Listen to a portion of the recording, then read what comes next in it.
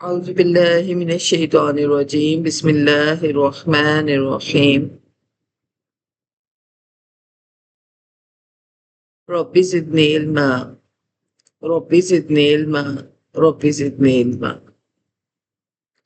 رب يسر ولا تؤسر وتمم بالخير وبك نستعين رب اشرح لي صدري ويسر لي أمري واحلل عقدة من لساني يفقهوا قولي ربنا لا تزغ قلوبنا بعد إذ هديتنا آمين ثم آمين اللهم صل على محمد وعلى آل محمد كما صليت على إبراهيم وعلى آل إبراهيم إنك حميد مجيد اللهم بارك على محمد وعلى آل محمد كما باركت على إبراهيم وعلى آل إبراهيم إنك حميد مجيد السلام علیکم ورحمۃ اللہ وبرکاتہ۔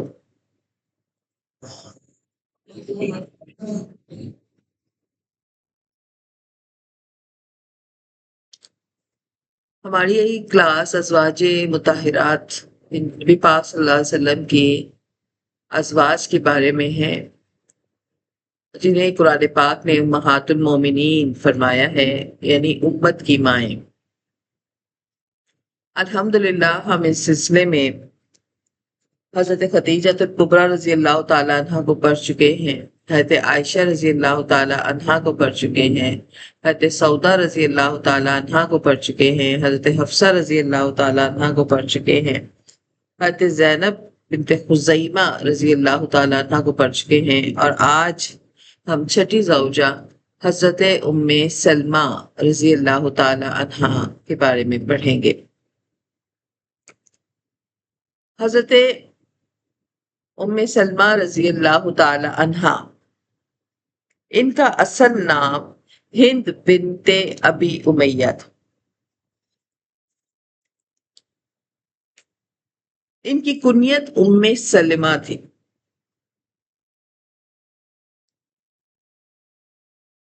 اور ابو امیہ سہیل بن مغیرہ کی یہ بیٹی تھی، اور قبیلہ قریش میں قبیلہ بنو مخزوم سے ان کا تعلق تھا۔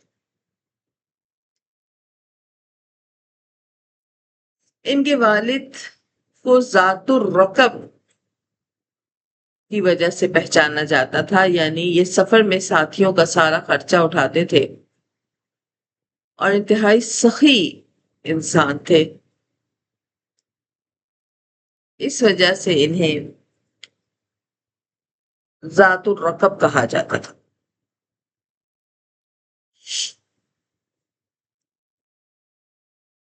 ان کے بیٹے سلمہ کے نام کی وجہ سے ان کی کنیت ام سلمہ سے یہ مشہور ہو گئی۔ ان کا پہلا نکاح ابو سلمہ، جن کا اصل نام عبداللہ بن عبد الاسد تھا، ان سے ہوا تھا، اور پھر ان کے بعد آپ صلی اللہ علیہ وآلہ وسلم کے نکاح میں آئی۔ حضرت ام سلمہ رضی اللہ تعالی عنہ جب بالغ ہوئی تو ان کا نکاح ابو سلمہ عبداللہ بن عبد الصمد سے ہوا، عبد الاسد، عبداللہ بن عبد الاسد، اور انہی سے ان کے 4 بچے پیدا ہوئے، 2 لڑکے اور 2 لڑکیاں۔ لڑکوں کے نام عمر اور سلمہ تھا، اور انہی سلمہ کے نام کی وجہ سے یہ دونوں میاں بیوی ام سلمہ اور ابو سلمہ کے نام سے زیادہ مشہور تھے۔ یوں ام سلمہ کا اصل نام ہند اور ابو سلمہ کا اصل نام عبداللہ تھا۔ لڑکوں کے نام، ان کے جو اولاد تھے، ان میں جو 2 بیٹے تھے، بڑے بیٹے کا نام سلمہ اور دوسرے بیٹے کا نام عمر، اور بیٹیوں میں زینب اور درہ تھی۔ حضرت ام سلمہ جو ہے وہ سابقون الاولون میں ان کا شمار ہوتا ہے۔ یہ اور ان کے شوہر جو ہیں یہ ابتدائے اسلام انہوں نے قبول کیا تھا جب آپ صلی اللہ علیہ وسلم نے اپنے قریبی لوگوں کو دین کی دعوت دی تھی، تو یہ دونوں میاں بیوی ابتدائے اسلام میں پہلے تھے جنہوں نے اسلام کو قبول کیا تھا۔ اور ایک روایت کے مطابق حضرت ابو سلمہ جو تھے یہ اسلام میں داخل ہونے والے 11ویں شخص تھے، تو اس لحاظ سے یہ دونوں میاں بیوی سابقون الاولون میں شمار ہوتا ہے، یعنی اسلام میں پہل کرنے والوں میں۔ اور اسلام لانے کے بعد جب مکہ کی سختیاں اور ظلم میں اضافہ ہو گیا اور آپ صلی اللہ علیہ وآلہ وسلم نے ہجرت حبشہ کا حکم دیا کہ آپ میں سے جو جو چاہے وہ حبشہ کی طرف ہجرت کر سکتا ہے، تو دونوں میاں بیوی نے سب سے پہلے حبشہ کی طرف ہجرت کی تھی۔ حبشہ میں کچھ عرصہ یہ لوگ رہے اور پھر مکہ واپس آ گئے۔ پھر مکہ میں دوبارہ جب کفار قریش کا حد سے زیادہ ظلم بڑھ گیا، رکاوٹیں زیادہ ہو گئیں اور مدینہ کی طرف ہجرت کا حکم آیا کہ اب مکہ میں کوئی مومن نہیں رہے گا، تمام کے تمام مسلمانوں کو حکم ہوا کہ اب مدینہ کی طرف ہجرت کر دیں، تو حضرت ام سلمہ سب سے پہلی خاتون تھی جنہوں نے مدینہ کی طرف ہجرت کی تھی۔ حضرت ابو سلمہ اور ام سلمہ اپنے بچوں کے ساتھ مدینہ کی طرف ہجرت کرنے کے ارادے سے جب مکہ سے مدینہ نکلی تو یہ بڑا مشہور اور بہت تکلیف دہ واقعہ ہے۔ اس وقت آپ کے صرف ایک بیٹا تھا، سلمہ۔ روایات میں یہی آتا ہے، بعض روایات میں دیگر بچوں کا بھی ذکر ہے، لیکن مشہور میں یہی آتا ہے کہ ام سلمہ اور ابو سلمہ سب سے پہلے ہجرت کرنے والوں میں شامل تھے، اور یہ پہلی خاتون تھی جو اپنے شوہر کے ساتھ جو ہے وہ ہجرت کے لیے نکلی تھی۔ جب یہ ہجرت کے ارادے سے مکہ سے مدینہ روانہ ہونے لگی تو جو ام سلمہ کے خاندان والے تھے انہوں نے روک لیا کہ بھی تم اور تمہارا بچہ جو ہے وہ مدینہ نہیں جا سکتے۔ یہ بات یاد رکھیے گا کہ اس وقت تک وہ لوگ ام سلمہ اور ابو سلمہ دونوں کے خاندان والے دین اسلام میں داخل نہیں ہوئے تھے۔ اب چونکہ راستے میں تھے تو ابو سلمہ جو ہے وہ مدینہ ہجرت کر کے چلے گئے، نکل گئے، اور انہوں ام سلمہ اور ان کے جو بیٹے تھے ان کو آگے نہیں جانے دیا۔ اور علامہ قاضی محمد سلیمان صاحب فرماتے ہیں کہ ام سلمہ جو تھیں وہ نہایت قدیم اسلام ان کا ہے، اور ابو سلمہ 11ویں شخص تھے جو اسلام لانے والوں میں سے تھے۔ ابو سلمہ کی جو والدہ تھی برہ بنت عبد المطلب، یہ نبی پاک صلی اللہ علیہ وسلم کی حقیقی پھپھو تھی۔ یعنی ابو سلمہ جو تھے یہ آپ صلی اللہ علیہ وآلہ وسلم کی سگی پھپھو کے بیٹے تھے۔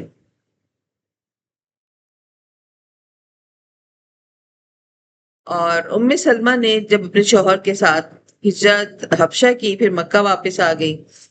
لیکن جب ابو سلمہ اور ام سلمہ اپنے بچے سلمہ کے ساتھ ہجرت مدینہ کے لیے نکلے تو جو ابو سلمہ تھے ان کے گھر والوں نے ان کے بچے سلمہ کو چھین لیا۔ اب چونکہ پیچھے یہ اکیلی رہ گئی تھی، ابو سلمہ نکل چکے تھے، وہ قافلے کے ساتھ تھے، واپس نہیں لوٹ سکتے تھے، تو یہی ڈیسائیڈ ہوا کہ ام سلمہ کو جب وہ مدینہ پہنچ جائیں گے تو وہاں سے واپس آ کر دوبارہ لے جائیں گے۔ لیکن جب ام سلمہ کو اور ان کے بچے کو ام سلمہ کے گھر والوں نے روکا تو ابو سلمہ کے گھر والوں کو پتا چلا کہ بھئی یوں ام سلمہ اور اس کے بچے جو ہے وہ یہیں اپنے میکے میں رہ گئی ہیں، ان کو روک لیا گیا ہے، تو وہ آئے اور انہوں نے ان کے بیٹے ابو سلمہ کو ان سے چھین کے چلے گئے۔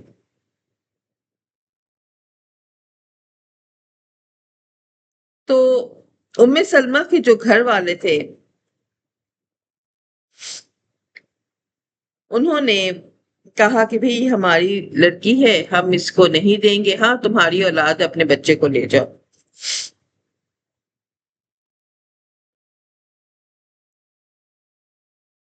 اب یہاں پر ایک روایت میں یہ بھی آتا ہے کہ ابو سلمہ جو تھے انہوں نے بیوی اور بچے کے چھن جانے پر جو ہجرت کا سفر تھا اس کو چھوڑ دیا۔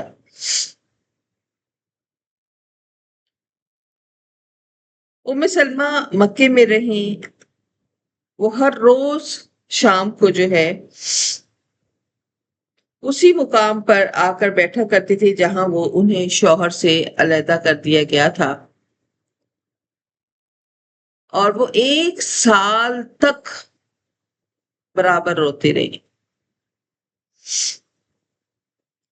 اور مکہ کے باہر آ کر ہر روز شام کے وقت وہ وہاں پر آ کر بیٹھ جاتی،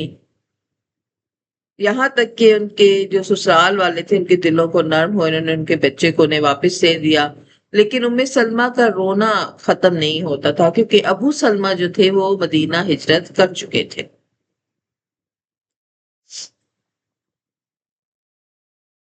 اور اتنا زیادہ رونے کی وجہ سے اور اتنا غمزدہ رہنے کی وجہ سے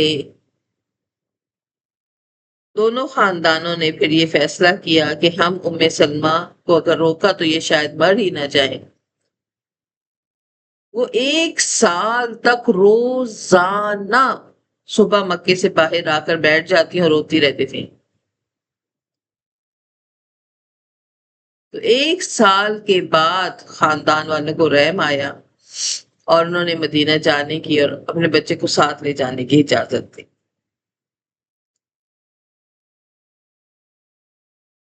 جیسے ہی ان کو اجازت ملی، کیونکہ یہ اپنے خاندان بنو مخزوم کی قید میں تھی، قبیلے کی قید میں تھی، ان کو اجازت ملی، آزاد ہو گئی، تو تنے تنہا، کیونکہ اس وقت تک 1 سال، ہجرت کے 1 سال تک بہت زیادہ مسلمان جو ہے وہ ہجرت مدینہ کر چکے تھے، صرف چند ایک لوگ تھے جن میں آپ صلی اللہ علیہ وسلم کی بیٹی حضرت زینب تھی، ابو العاص کے گھر جو تھی، اور چند ایک اور خاندان تھے جو کہ جن مکہ والوں نے، یا تو وہ بچیاں تھیں جو اسلام قبول کر چکی تھیں، اپنے سسرال والوں نے انہیں روک لیا تھا، یا کسی اور وجہ سے، تو وہی لوگ مکہ میں رہ گئے تھے جن کا اپنا اختیار نہیں چل رہا تھا۔ تو جب انہیں جیسے ہی اجازت ملی تو مدینے کی طرف جانے کی، تو یہ جلدی سے اپنے بچے کو واپس ملنے کے بعد اکیلے ہی مدینے کی طرف روانہ ہو گئے اور پیدل روانہ ہوئے۔ سفر مدینہ، مکہ سے مدینے کا سفر ایک طویل سفر تھا، اور پیدل طے کرنا ایک مشکل اور خطرناک سفر تھا، لیکن ان کی استقامت تھی، ان کے دل میں انہوں نے ٹھان لی تھی کہ میں مدینہ پہنچ کے رہوں گی۔ تو جب یہ نکلی تو انہیں عثمان بن طلحہ، بیت الحرام میں وہ اس وقت تھے اور اس وقت تک مسلمان نہیں ہوئے تھے، انہوں نے دیکھا اور پوچھا کہ ام سلمہ کہاں کا سفر؟ کیونکہ ان کی اتنی شدت غم میں رہنے کی وجہ سے انہیں کسی دنیا کا کسی چیز کا ہوش نہیں تھا، نہ کھانے کا نہ پینے کا، بس ہر وقت جو ہے یہ مدینہ کی طرف دیکھتی رہتی تھی۔ تو عثمان بن طلحہ جو ہے مقام تنعیم پر تھے، جب انہیں دیکھا یہ پیدل بھاگے جا رہی ہیں، تو انہیں پوچھا کہ تم کہاں جا رہی؟ تو حضرت ام سلمہ نے فرمایا کہ میں مدینے جا رہی ہوں۔ حضرت عثمان اس وقت مسلمان نہیں تھے، اس دار اسلام میں داخل نہیں ہوئے تھے، لیکن اپنی شرافت کی وجہ سے بڑے مشہور تھے۔ تو انہوں نے اپنی اونٹ کو بٹھایا اور کہا کہ یہاں اس پر بیٹھو، میں تمہیں خود چھوڑ کے آتا ہوں، تم اکیلے اتنا لمبا سفر نہیں کر سکتی ہے۔ اور خود اونٹ کی رسی کو پکڑ کر مدینے کے راستے پر چل دیے۔ جب قبا کے مقام پر پہنچے تو دور سے آپ کو مدینے کے باغات نظر آ رہے تھے، تو آپ نے اونٹ کو بٹھایا اور کہا، جاؤ ام سلمہ، تمہاری منزل آ گئی، میں یہاں سے واپس ہوتا ہوں، اور جس شہر میں تمہیں جانا تھا وہ سامنے ہے، آگے بڑھو اور میں واپس چلتا ہوں۔ یہ کہہ کر آپ نے حضرت ام سلمہ اور ان کے بیٹے کو اونٹ سے اتارا اور خود واپسی کا سفر کرے۔ ام سلمہ ان کی اس نیکی کو بہت زیادہ یاد کرتی تھیں کہ انہوں نے مسلمان نہ ہونے کے باوجود انتہائی شرافت سے مجھے راتوں رات مکہ سے مدینہ پہنچایا، خود پیدل سفر کیا، مجھے سواری پر سوار کیا، اور ان کے حق میں بہت زیادہ دعا کرتے تھے۔ جب مدینہ پہنچی تو یہاں پر غزوہ بدر کی تیاری اپنے عروجوں پر تھی۔ معلوم چلا کہ بھئی بدر غزوہ شروع ہونے والا ہے۔ یہاں ام سلمہ اور ابو سلمہ جو ہیں مدینے میں اپنے بچوں کے ساتھ 1 سال ہی گزرا تھا کہ بدر ہو گیا، خوش و خرم رہ رہے تھے۔ ابو سلمہ نے غزوہ بدر میں شرکت کی، 2 ہجری میں ہوا تھا، اور اپنی بہادری کے بڑے جوہر دکھائے، کامیابی ہوئی تھی مسلمانوں کو، اور بہت بڑی کامیابی ہوئی تھی۔ اور سن 3 ہجری میں غزوہ احد ہوا، اس میں بھی ابو سلمہ جو ہے وہ شریک ہوئے، اپنی بہادری شجاعت کے کارنامے دکھائے، اور کتنے ہی کفار اور مشرکین کو انہوں نے جہنم غرق کیا۔ ابو سلمہ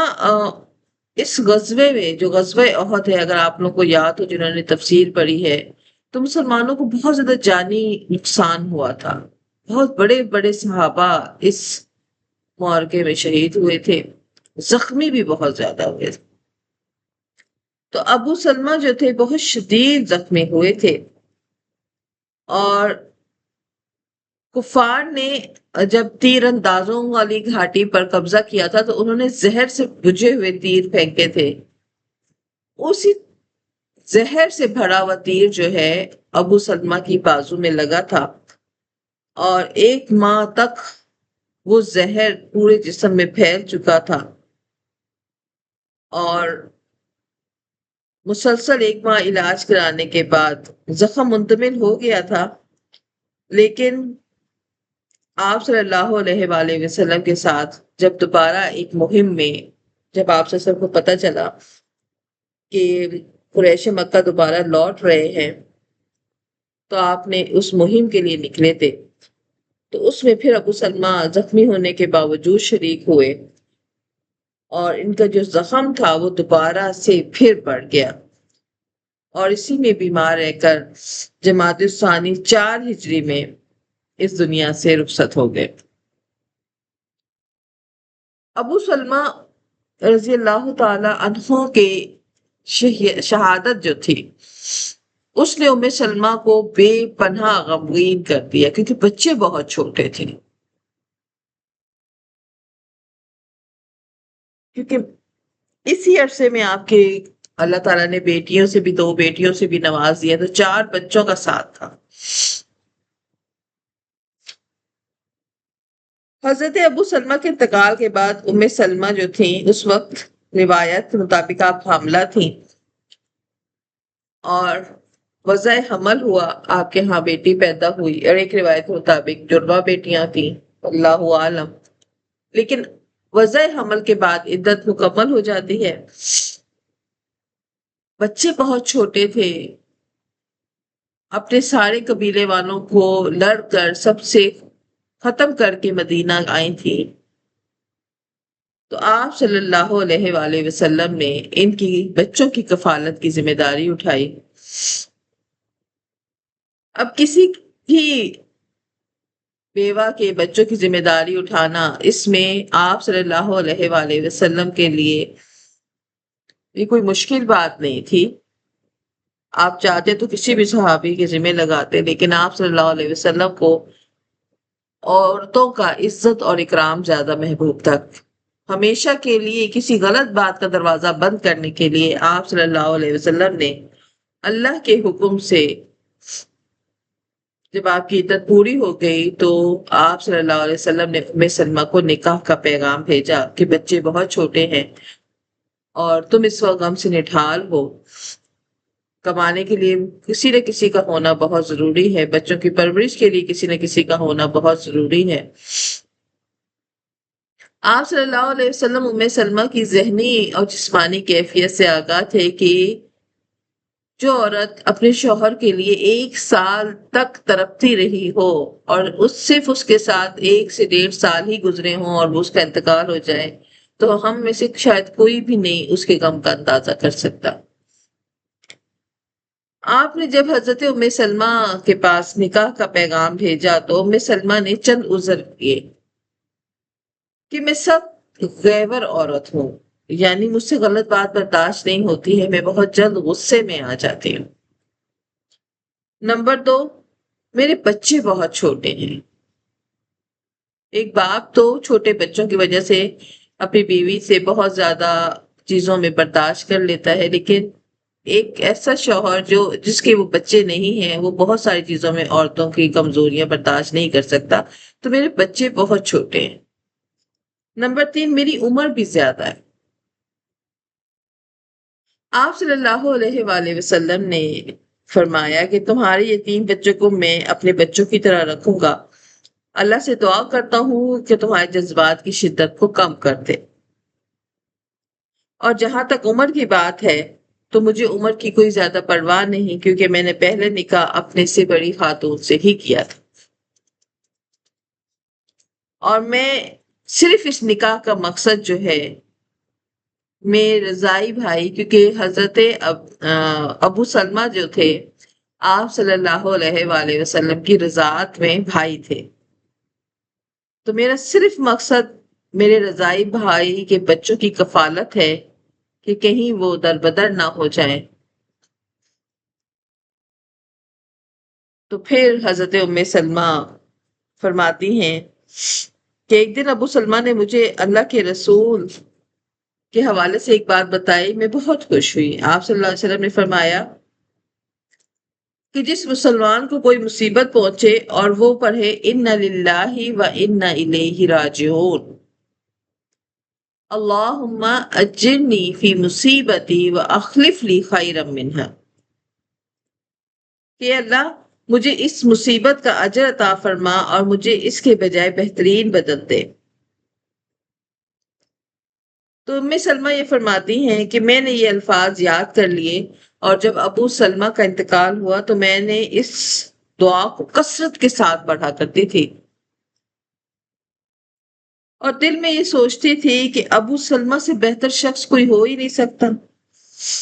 لیکن جب میری عدت ختم ہوئی تو ایک دن رسول صلی اللہ علیہ وسلم تشریف لائے اور آپ نے اجازت طلب کی، میں نے اجازت دی، آپ نے مجھے نکاح کا پیغام دیا،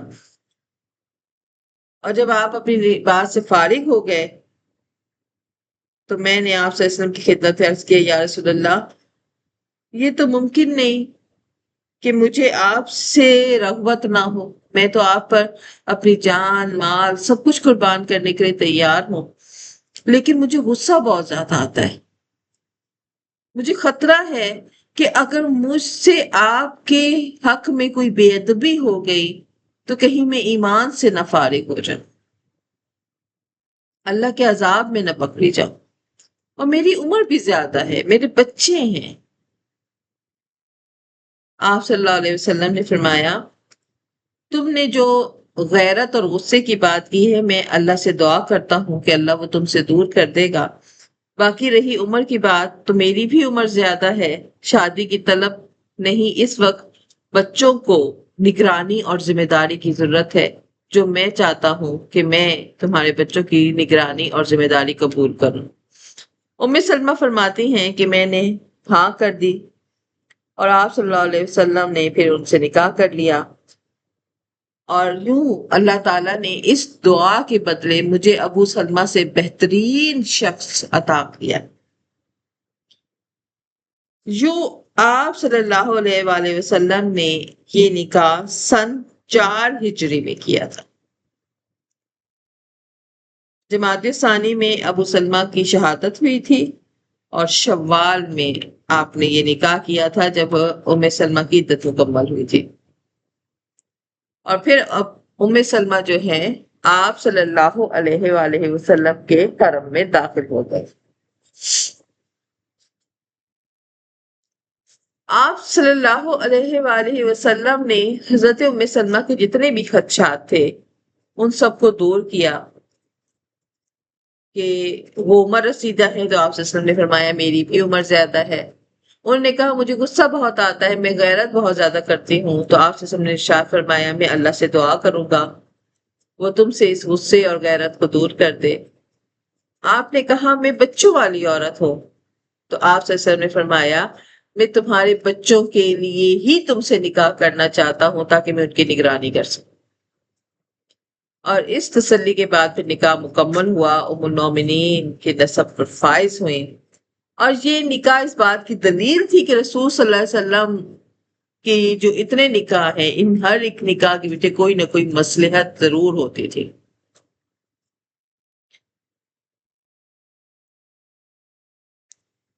نبی پاک صلی اللہ علیہ وآلہ وسلم اکثر ام سلمہ کے بہترین مشورے کی صفت کو جو ہے وہ استعمال کرتے تھے۔ حضرت ام سلمہ بس غیر معمولی بصیرت رکھتی تھیں، آپ کے مشورے بڑے عقل مندانہ ہوتے تھے،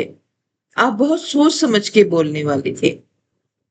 معاملہ فہم خاتون تھی۔ آپ صلی اللہ علیہ وآلہ وسلم سن 6 ہجری میں عمرے کی نیت سے گئے تھے، تو قریش مکہ نے اندر نہیں آنے دیا مکہ کے اندر، اور صلح حدیبیہ کے مقام پر ایک صلح ہوئی تھی۔ مسلمان جو تھے، صحابہ کرام جو تھے، وہ صلح کی شرطوں پر تھوڑے سے پریشان تھے، مطمئن نہیں تھے۔ اس لیے جب آپ صلی اللہ علیہ وسلم نے احرام کھولنے اور قربانی کرنے کا حکم دیا کہ اس سال واپس چلتے ہیں، اگلے سال واپس آئیں گے، عمرے کی قضا کریں گے، تو صحابہ کرام احرام کوئی کھولنے کو تیار نہیں تھا۔ نبی پاک صلی اللہ علیہ وسلم خاموش تھے کہ ام سلمہ آئیں اور انہوں نے ان سے ذکر کیا حضور صلی اللہ علیہ وسلم نے کہ کوئی بھی احرام کھولنے کو تیار نہیں ہے، تو حضرت ام سلمہ نے آپ کو مشورہ دیا کہ آپ باہر تشریف لے جائیں، کسی سے بات نہ کریں، نہ کسی کو حکم دے، بلکہ اپنی قربانی کو ذبح کریں اور اپنے احرام کو کھول کر سر منڈوا لیں۔ اور آپ صلی اللہ علیہ وسلم نے ایسا ہی کیا۔ جب آپ صلی اللہ علیہ وسلم نے اپنا سر منڈوایا تو باقی صحابہ کرام نے بھی آپ کو دیکھتے ہوئے اپنے احرام کھول دیے۔ تو آپ حضور صلی اللہ علیہ وسلم کو ایسے مشورے دیا کرتی تھیں جو کہ آگے جا کر بڑے فائدہ مند ہوتے تھے۔ ام سلمہ کے بھائیوں میں سے جو مشہور نام آتے ہیں ان میں ظہیر، عامر اور مہاجر تھی۔ حضرت عامر جو ہے یہ فتح مکہ کے موقع پر اسلام انہوں نے قبول کیا تھا، غزوہ حنین اور طائف میں شرکت انہوں نے فرمائی تھی، اور طائف میں ان کو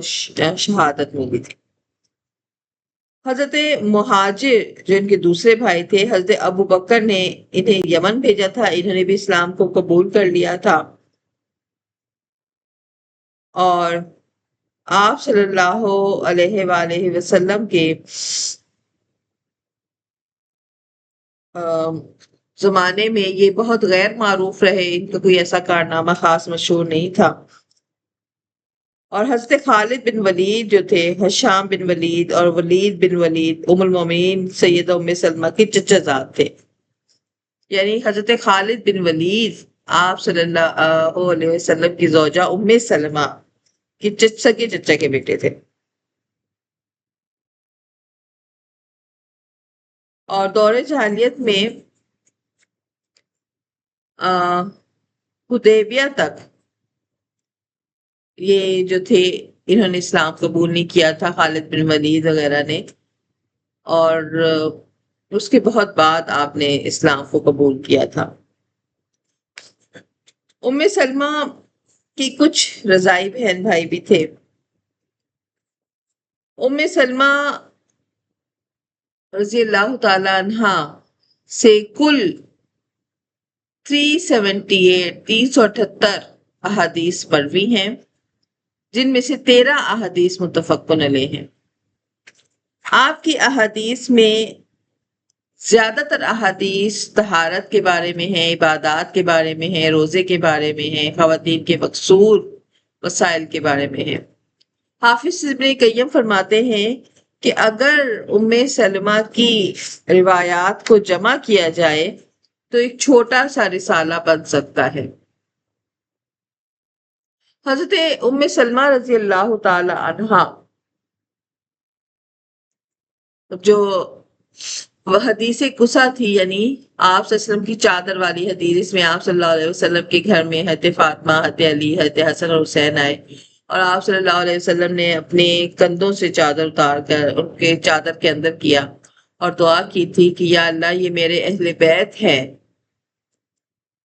تو حضرت ام سلمہ سے ہی یہ حدیث جو ہے وہ مروی ہے۔ تو حضرت ام سلمہ فرماتی تھیں اور کہ میں نے آپ صلی اللہ علیہ وسلم سے عرض کیا تھا کہ یا رسول اللہ کیا میں بھی؟ تو آپ صلی اللہ علیہ وسلم نے خوش ہوتے فرمایا ہاں۔ ازواج مطہرات میں سب سے آخر میں آپ کا انتقال ہوا تھا، اور آپ صلی اللہ علیہ وآلہ وسلم کے وصال کے بعد آپ کا زیادہ تر وقت جو ہے وہ عبادات اور تعلیم اور تعلم میں گزرتا تھا۔ آپ کثرت سے قرآن پاک کی تلاوت کیا کرتی تھیں اور کئی طرح کے طرز اور لہجے آپ نے سیکھے تھے۔ انتہائی عبادت گزار تھیں، ہر مہینے پابندی سے 3 دن پیر، جمعرات اور جمعے کے روزے رکھنا ان کا معمول تھا، اور نہایت سمجھدار تھیں، فصیح تھیں، عقل مند خاتون تھیں۔ آپ اکثر بہترین مشورے دیا کرتی تھیں اور صحابہ کرام ان کی بصیرت کے قائل تھے۔ اکثر صحابہ کرام آپ کے پاس مشورہ لینے کے لیے آتے تھے۔ آپ رضی اللہ تعالیٰ عنہ ظاہری حسن اور جمال کے ساتھ ساتھ انتہائی باوقار شخصیت کے مالک تھیں۔ ام سلمہ کے بارے میں آتا ہے کہ ام سلمہ جو ہیں وہ انتہائی خوبصورت خاتون تھیں، اور آپ کا وصال سن 59 ہجری میں ہوا تھا، لیکن بعض روایات میں آتا ہے یزید ابن معاویہ کے دور میں سن 63 میں ہوا تھا۔ دونوں سال جو ہیں وہ مقیم ہیں، اور ایک انصاری کی زوجہ تھی ام سلمہ سے روایت کرتی ہیں کہ وہ ام المومنین سید ام سلمہ کے پاس گئیں تو آپ رو رہی تھیں۔ پوچھنے پر بتایا کہ ابھی ابھی میں نے خواب میں حضور صلی اللہ علیہ وآلہ وسلم کی زیارت کی ہے، آپ کا سر اقدس گرد آلود تھا، آپ رو رہے تھے۔ میں نے عرض کیا یا رسول اللہ کیا ہوا ہے، آپ کیوں رو رہے ہیں؟ ارشاد فرمایا کہ میں وہاں حاضر تھا جہاں حسین کو شہید کیا گیا۔ تو اس روایت سے یہ معلوم ہوتا ہے کہ ام المومنین سیدہ ام سلمہ رضی اللہ تعالی عنہا شہادت حسین کے وقت زندہ تھیں، اور آپ کی خبر سن کر آپ نے قاتلین حسین پر لعنت بھی فرمائی تھی۔ ام المومنین سیدہ ام سلمہ کو حضور صلی اللہ علیہ وسلم نے کربلا کی مٹی دی تھی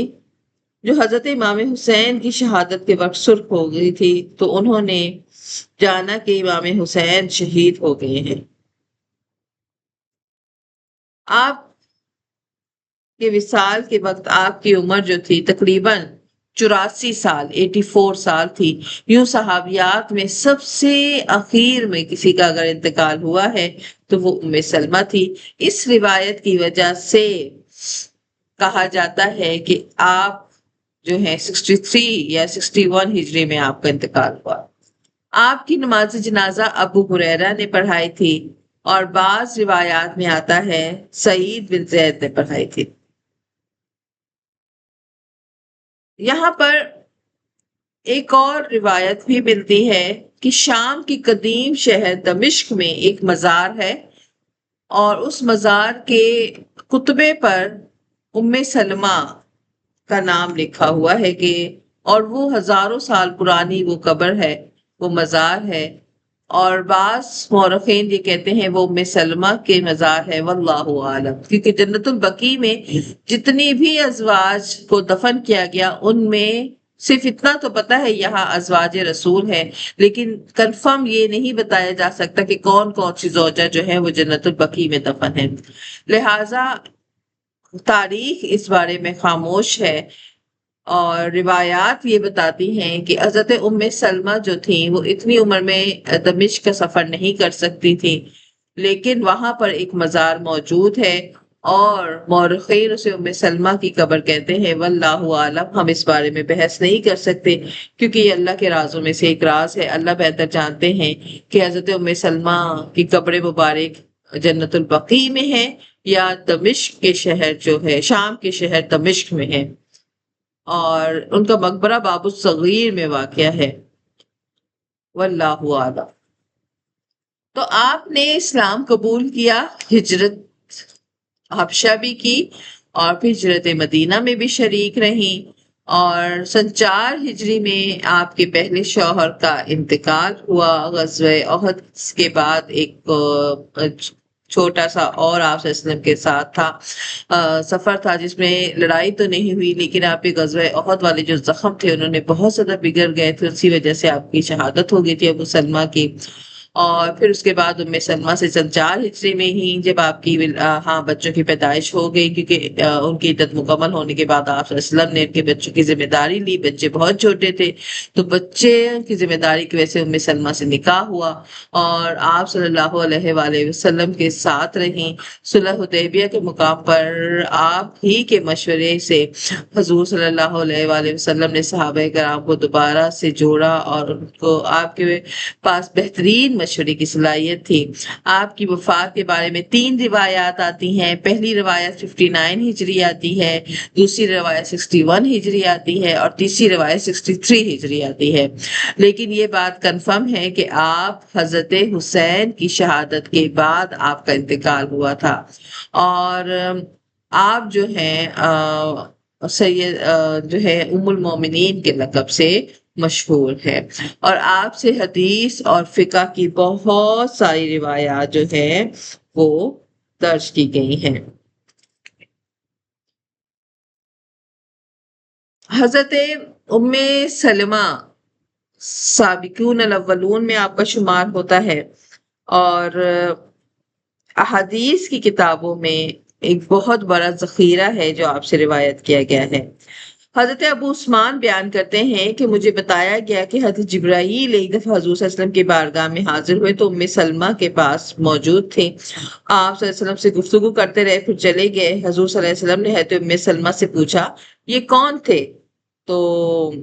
آپ صلی اللہ علیہ وسلم نے عرض نے حضرت ام سلمہ سے پوچھا کہ ام سلمہ تم بتاؤ یہ کون تھے؟ تو حضرت ام سلمہ نے کہا حضرت داہیہ تھے۔ تو ام سلمہ جو ہے وہ فرماتی ہیں کہ اللہ کی قسم میں انہیں داہیہ ہی سمجھی، لیکن میں نے سنا ہے کہ نبی پاک صلی اللہ علیہ وسلم نے دوران خطبہ یہ فرمایا کہ یہ حضرت جبریل آئے تھے اور وہ دین کی باتوں کو سمجھا کے گئے ہیں۔ تو حضرت ام سلمہ جو ہیں وہ حضور صلی اللہ علیہ وآلہ وسلم کی بہت زیادہ تعریف کیا کرتے تھے، اور آپ صلی اللہ علیہ وآلہ وسلم سے بے پناہ محبت کرتی تھیں، بے پناہ عقیدت کرتی تھیں، اور آپ صلی اللہ علیہ وآلہ وسلم اکثر ان سے جو ہے انتہائی محبت سے ان کے ساتھ پیش آتے تھے، کیونکہ جانتے تھے آپ صلی اللہ علیہ وسلم کہ انہوں نے بہت دکھ دیکھے ہیں۔ ابو سلمہ سے ان کی محبت جو تھی پورے مکہ اور مدینہ میں مشہور تھی، بے پناہ اپنے شوہر پر جان نچھاور کرنے والی تھی، اور ایسی خاتون جن کے شوہر جو اتنی اپنے شوہر سے محبت رکھنے والی ہو، جب ان کے شوہر کا انتقال ہو جائے تو ہم شاید اس دکھ کو نہیں سمجھ سکتے ہیں۔ لیکن حضور صلی اللہ علیہ وسلم سے نکاح جو تھا ان سارے دکھ کا متواس ہو گیا۔ تو یہاں پر آج ہمارا جو چھٹی زوجہ محترمہ ام سلمہ ہے ان کا ہم نے الحمدللہ مکمل کیا۔ آپ نے کوئی سوال کرنا ہے تو کر سکتے۔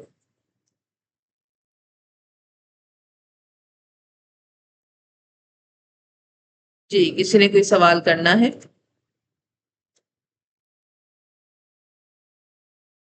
اللہ رب العزت ہمیں بہترین طریقے سے ان احادیث مبارکہ کے مطابق ازواج مطہرات کی زندگیوں کو پڑھنے والا بنائے، ان سے سبق حاصل کرنے والا بنائے، اور ہمیں ان بہترین ہستیوں کے صدقے اللہ تعالی ہمارے کرداروں کو مضبوط بنائے، اور ہمیں ایسے اعمال عطا فرمائے کہ ہم قیامت کے دن سرخرو ہو سکیں۔ اللہ رب العزت ہماری کمی کوتاہیوں کو معاف فرمائے۔ اللہ رب العزت ہمیں تقوی کے اعلیٰ درجات پر نافذ فرمائے۔ ہمیں اپنی زبان، اپنی نگاہوں اور اپنی عزتوں کی حفاظت کرنے کی توفیق عطا فرمائے۔ ہمیں اپنی اولادوں کی بہترین تربیت کرنے کی توفیق عطا فرمائے۔ یا رب العالمین ہم پر جو فرائض ہیں، ہم پر جو حقوق ہیں، یا اللہ ہمیں وہ تمام فرائض کو بہترین طریقے سے ادا کرنے والا بنا۔ یا رب العالمین ہمیں بھی ہمارے شوہروں کے دلوں کا راج کروا۔ یا رب العالمین ہمیں بھی اپنے شوہروں کا حق ادا کرنے والا بنا۔